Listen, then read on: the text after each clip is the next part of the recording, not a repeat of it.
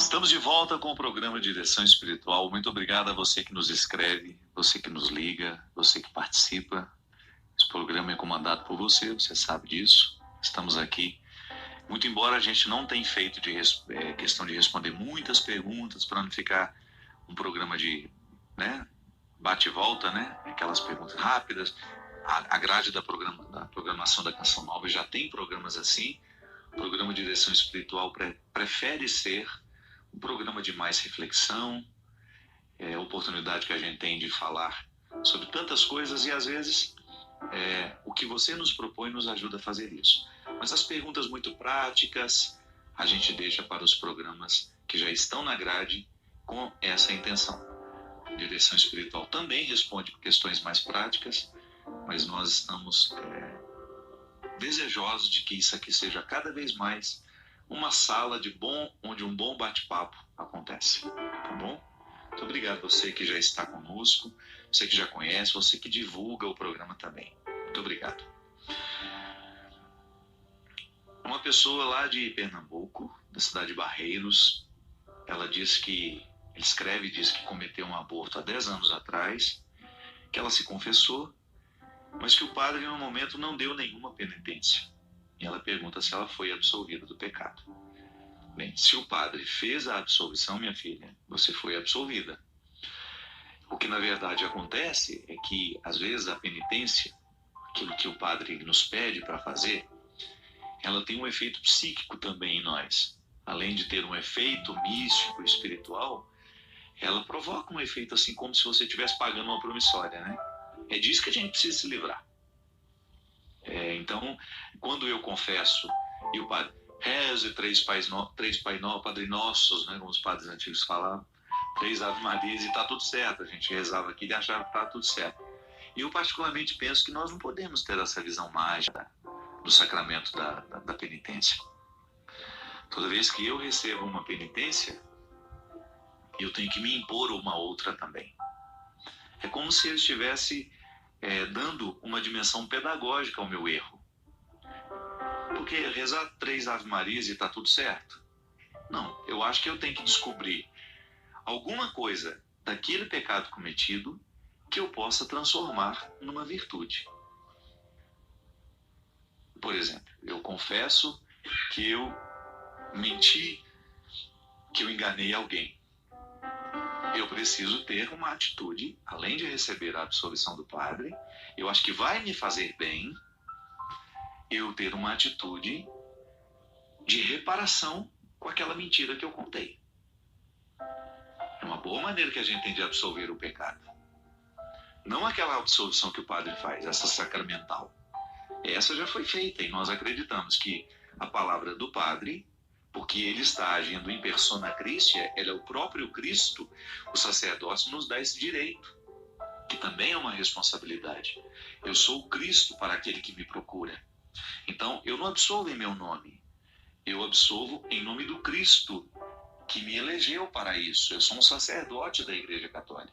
Então, se você pertence ao mesmo contexto de fé que um padre, se você é católico, a palavra e a absolvição do padre tem uma autoridade sobre você. Mas há sempre um bastidor que a gente precisa prestar atenção. Eu na minha experiência de padre, por exemplo, muitas pessoas que eu vejo ainda conflituadas com pecados cometidos há 20, 30 anos atrás, não é porque o padre não absolveu, é porque ela ainda não se absolveu. Já recebeu a absolvição de Deus, mas ela ainda não se perdoou.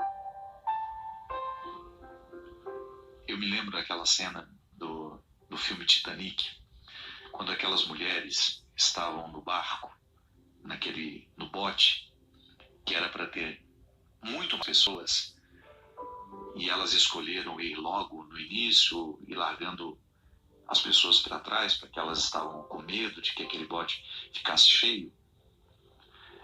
A personagem, que eu não me lembro o nome da atriz, uma atriz que tem uma presença muito marcante no filme, ela diz assim que enquanto ela via o navio afundando e aquele bote ainda com espaço para pessoas, e eles não voltaram, porque Algumas pessoas que estavam no bote gostariam de voltar para buscar mais gente, mas a maioria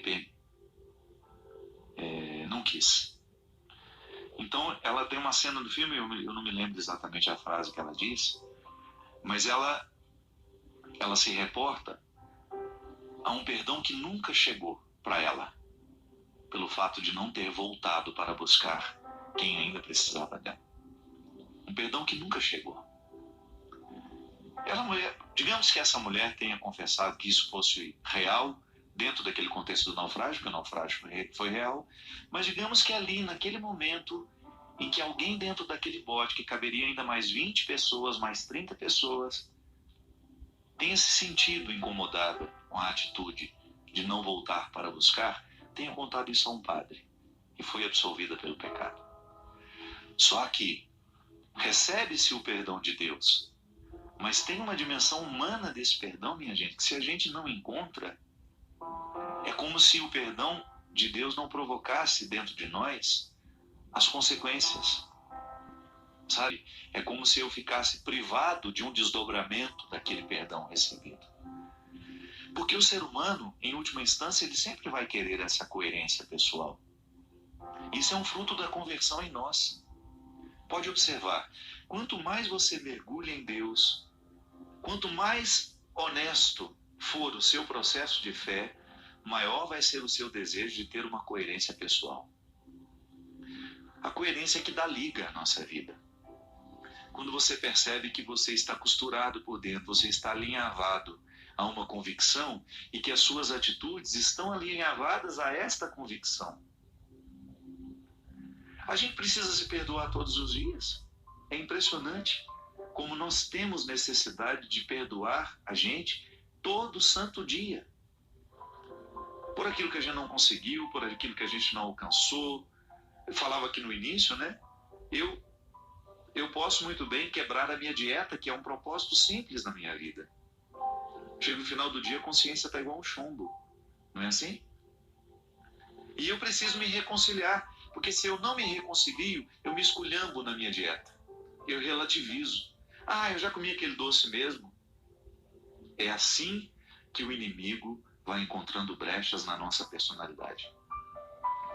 Às vezes a gente encontra pessoas que são tomadas pelo diabólico, pelo tanto de brechas que essas pessoas foram abrindo na sua vida para que o diabólico crescesse. Isso nos acontece, minha gente, através de coisas muito simples. Quando nós relativizamos um valor para nós, é um valor, aquilo é uma preciosidade para mim. Se a gente relativiza, aquilo provoca um estado de incoerência. E essa incoerência vai infelicitando a gente. Uma pessoa incoerente é uma pessoa infeliz, sim. A incoerência gera infelicidade. Então, quando eu busco esse perdão de Deus e naturalmente faço alguma coisa para que o meu pecado seja também perdoado por mim, que Deus perdoa sempre. Deus perdoa sempre. Nós acreditamos na misericórdia divina, que comporta justiça, claro. Mas essa misericórdia não é negada a ninguém. Não há pecado nessa vida que não possa ser perdoado, desde que o coração humano esteja disposto ao recomeço. Que Deus não pode fazer a obra sozinho. E é por isso que o sacramento da penitência tem o poder de transformar uma vida quando levado a sério. Quando você conta ao Padre os seus pecados, os seus erros, você recebe dele a absolvição. E quando você sai dali com o desejo de reconciliar-se consigo e com os outros, a experiência está completa. Ela abrangeu todas as dimensões da sua vida. Se ficou apenas na dimensão transcendental, se é só vértice, se é só eu e Deus, se faltou a linha do horizonte, eu, comigo, com os meus irmãos, com as pessoas que participam da minha vida, é bem provável que você se sinta incoerente. Então, minha filha, esse perdão recebido há 10 anos, se ele não desenvolveu em você uma reconciliação pessoal com o seu erro, Deus até já te absolveu pelo mistério do sacramento. Mas você ainda não viveu a graça dessa absolvição. Porque uma coisa é a gente ser absolvido. Outra coisa é a gente experimentar a graça que naquele momento nós recebemos. Deus me perdoa, eu recebo a graça. Mas agora, experimentar a graça na minha vida é outra coisa. Porque Deus não nos trata com imaturidade. Sempre vai ficar uma tarefa a ser realizada. É tão interessante a gente perceber isso, que a salvação de Deus é gratuita, mas tem sempre uma tarefa que nós precisamos executar. É a dimensão mais positiva do processo religioso em nós, quando você percebe que a sua experiência mística lhe compromete historicamente,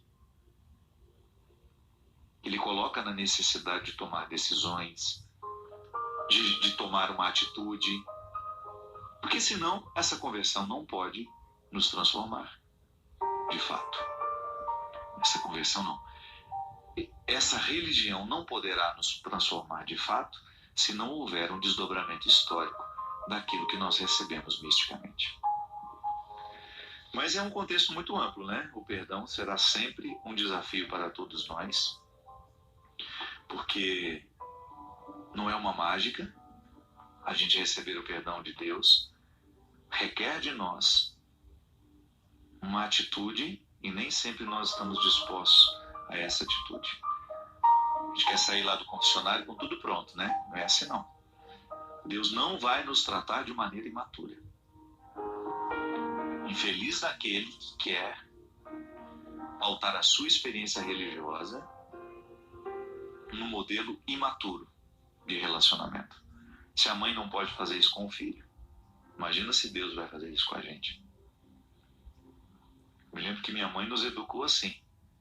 Se a gente aparecia lá em casa com uma coisa que não era nossa, não adiantava explicar que ganhou, que foi isso, foi aquilo. Ela fazia lá e passava vergonha na gente. Quero ver se ganhou mesmo. Aí no meio do caminho, não ganhei muito não, achei. Até você confessar que você roubou. Tava lá no quintal do outro, eu peguei pra mim. Então você não ganhou, então você vai lá devolver. Ela fez isso com meu irmão uma vez, não lembro direitinho.